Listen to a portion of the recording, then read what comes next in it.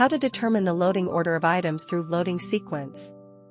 Sometimes when you have a large shipping volume with items from different warehouses or suppliers, or these items are to be unloaded in different destinations, you need to set a loading order for items while loading. How to realize the sequential loading. Let's check it out with a concrete example. We want to load items from 4 different warehouses, A, B, C, D.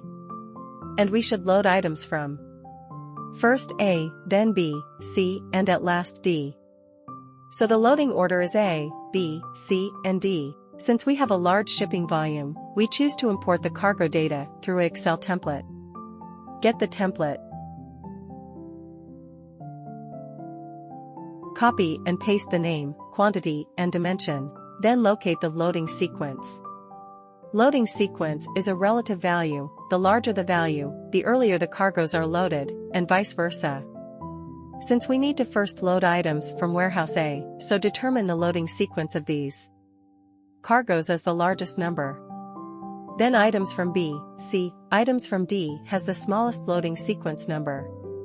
Please pay attention that it doesn't matter what the numbers exactly are, as long as they can indicate the order relations of the items.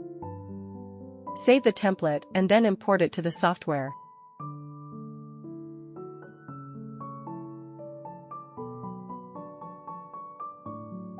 Add the container.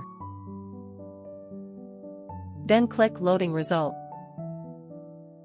Click the play button. We can see that all the items are loaded in the right order.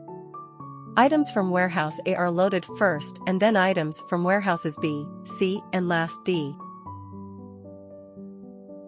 To learn more about LoadMaster, please watch other video tutorials.